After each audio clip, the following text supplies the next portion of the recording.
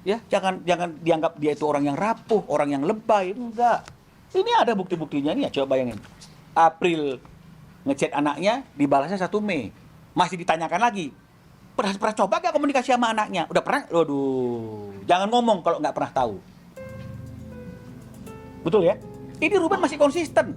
Teman-teman juga yang menjadi saksi ketika dipertontonkan dari bulan ke bulan sama setahun lebih lamanya biaya yang begitu besar untuk seorang mantan atas nama anak. Apakah itu membawa Ruben bisa berkumpul 2-3 hari dengan leluasa bersama anaknya? Tidak. Lama-lama Ruben berpikir, kenapa saya melaksanakan kewajiban saya sementara hak saya tidak pernah diperhitungkan. Jadi ketika Ruben melakukan aksi protes dengan tidak melaksanakan kewajibannya, karena dia juga bicara mengenai masalah haknya, lalu kemudian kita anggap itu adalah suatu titik lemah, dan kita menggembar-gemborkan, 6 bulan saya nggak dinafkahi anak saya. Lupa yang bertahun-tahun. Lupa, kantong plastik sampah juga dibiayai. Ada perinciannya. Lupa asuransinya, meskipun sudah tidak lagi jadi istri, tetap dibayarin asuransinya. Lupa yang itu. Ingat yang 6 bulan aja. Jadi janganlah kita itu mencoba mencari pembenaran-pembenaran, tapi kita lupa untuk menyeimbangkan antara hak dan kewajiban. Kita selalu melihat dari sisi kita saja. Nah, Ruben kan sebenarnya kan tidak pernah mau hal-hal yang seperti ini. Kalau dia mau, dari awal dia bisa muncul ke media. Woi teman-teman, saya nggak pernah ketemu sama anak saya sudah setahun, sementara biaya rumah tangga ini segini. Bisa kan? Enggak. Enggak ada. Kenapa itu keluar? Karena dia dipojokkan tentang masalah debt collector. Jadi ayolah, ya, para netizen juga, ya mungkin fans-fansnya S juga misalnya, ayolah, jangan jolim lah. Ya, saya ngomong begini juga bukan karena saya ingin memojokkan S, karena saya ingin bicara masalah fakta. Saya ngomongnya seperti ini karena memang gaya saya bicaranya seperti ini, bukan karena saya marah. Itu dia jawabannya mengenai masalah 6 bulan. Ya, ada yang lain? Mungkin terkait dari pihak kuasa hukumnya S sendiri sempat jelasnya Bang bahwa kliennya tersebut susah untuk komunikasi dengan Ruben, bahkan kabarnya katanya Ruben malah menyerahkan langsung ke kuasa hukum gitu Bang komunikasinya, makanya kalau yang berkaitan dengan masalah matematika tadi ini wajar kan, sudah ada aktanya. Jadi kalau misalnya kemudian masih diribetin mengenai masalah bagaimana ini, bagaimana itu, yang konteksnya adalah akta 39, wajar nggak kalau Ruben bilang biar kuasa hukum kita aja ngurus? Wajar lah. Tapi kalau bicara mengenai masalah anak, apa kaitan kuasa hukum? Jadi jangan diaduk-aduk. Nggak perlu izin kuasa hukum untuk anak ketemu sama ayahnya. Nggak perlu juga ayah ketemu sama anak isi izin kuasa hukum. Ini jangan diadu-adu. Jangan diadu-adu. Tapi kalau bicara konteks mengenai masalah rumah lah, biaya ini, biaya itu, wajar kan, karena semuanya ada di akta.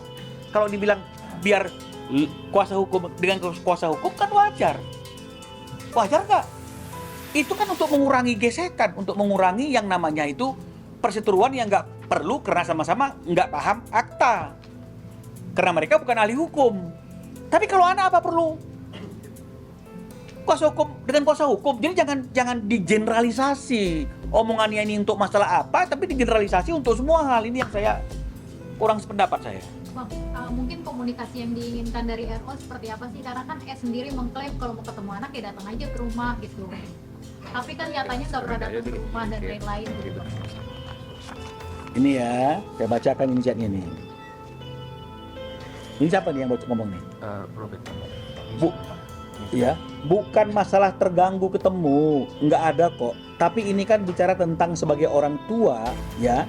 Dan yang aku minta juga nggak sulit kok. Hanya dititipkan selama kamu pergi. Jika aku berhalangan, ya baru kita sepakat. Bukankah sudah ditentukan? Begitu Bun. Apa jawabannya dia nih? Saya nggak kelihatan nih. Bukannya gimana maksudnya? Titipkannya gimana maksudnya? Karena dari dulu juga kalau ada halangan di temannya Dari dulu, sama dari dulu juga begitu kok. Kalau ada apa-apa sama neneknya ya ketika masih sama istri. Jadi begini ribetnya. Siapa bilang? Kok dipertanyakan lagi maunya Ruben apa sih? Ada kok chattingannya dengan si S. Ada ini. Nanti boleh diambil gambarnya. Jadi jangan kita tuh coba mencari pembenaran sendiri gitu ya. Tidak semua suami itu jolim. Jangan bicara gender, oh karena laki-laki, biasanya laki-laki ini yang menganiaya wanita. Enggak loh. Ada juga kadang-kadang wanitanya yang menganiaya laki-lakinya, kan begitu. Jadi ayo dong, kita lihat konteksnya. Makanya saya selalu bilang sama netizen, hater, semua hater, kita bicara konteksnya, jangan kita ikut campur. Karena pasti kalian nggak tahu apa yang terjadi. Nah ini ada chatting-chattingan seperti ini, diribetin seperti itu. Nah, dia dulu kan dulu, sekarang kan sekarang, Bun, beda. Tetap tuh dipersulit pakai birokrasi. Akhirnya dilempar, ngomong lu sama anaknya.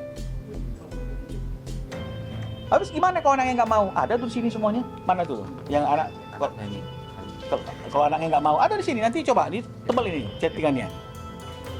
Jadi ini bukan sekali dua kali. Apakah dengan kondisi seperti ini kemarin-kemarin Ruben lalai untuk memenuhi kewajibannya, bahkan melampaui apa yang seharusnya? Sekarang saya tanya, yang masih menikah aja, ada nggak suami kalian memberikan nafkah 225 juta per bulan? Ayo nih yang udah nikah. Ini mantan loh. Masih diribetin juga. Ya, masalah tiket nonton konsernya masih diribetin Rubennya. Padahal mantan, alasannya anak. Mungkin sedikit aja beberapa lama mungkin Ruben nggak ketemu sama ada nggak cuman kan Ruben sendiri kan sudah menghubungi anak, sudah menghubungi anaknya langsung bang. Jadi kalau nggak ketemunya itu udah dari Desember kalau menurut Ruben nggak ketemu sama anak-anaknya. Ini ada chatting-chattingan ini, ya. Kali ya tuh 30 Desember. Halo Cici, lagi apa? Ya, lagi staycation, I happy. Wow keren. Pastilah happy. Jadi kapan? Ini ada komunikasi Desember nih. Ya, terus ada 25 September.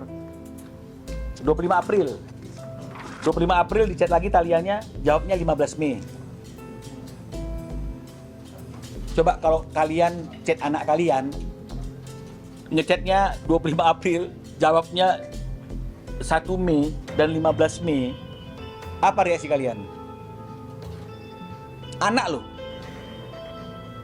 Jadi jangan coba tanya-tanya lagi gimana komunikasinya, gimana ininya, ada semuanya. Ruben tuh bukan orang yang cengeng. Ya, sampai Ruben tuh mengemis. Ya, jangan dianggap dia itu orang yang rapuh, orang yang lebay, enggak. Ini ada bukti-buktinya nih ya, coba bayangin. April ngechat anaknya, dibalasnya 1 Mei. Masih ditanyakan lagi. Pernah coba gak komunikasi sama anaknya? Udah pernah? Waduh. Jangan ngomong kalau nggak pernah tahu. Ini ada buktinya. Itu sudah dilakukan semua. Dan sebenarnya ini bisa nggak usah ke publik. Internal saja kalau misalnya tidak ada serang-menyerang masalah debt collector lah, mengenai masalah rumah lah. Itu pemberian si anu, pemberian si ini, tapi dalam konteks ini masuk dalam anggaran harta gono gini. Ada juga pembiayaan yang jelas kan, transfernya kemana. Kalau mengenai masalah masih itu diagutkan, kenapa pilih itu? Pilih aja yang aman. Atau diperhitungkan. Kan bisa, tapi kan nggak mau. Tetap pilih yang itu. Berarti Sarwenda tahu ya bang kalau itu dia? Tahu dong. Orang dua-duanya tanda tangan kok. Mau ditunjukkan tanda tangannya dulu. Itu dua-dua orang di sini juga dikatakan sini ya, saya tunjukkan ini ya. Jadi nggak usah, jangan ngomong. Jadi yang sesat ini siapa di mana tuh? Cicilan utang ini mereka berdua ya. Tuh pasal 3 nih ya.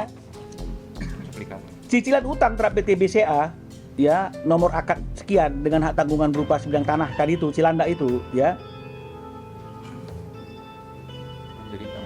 Tetap menjadi tanggung jawab para pihak hingga lunas. Kalau hanya Ruben, maka yang dibilang pihak pertama. Kalau hanya pihak kedua, pihak kedua. Jadi kalau dikatakan tetap menjadi tanggung jawab para pihak, artinya opo? Terus kenapa kita diserang?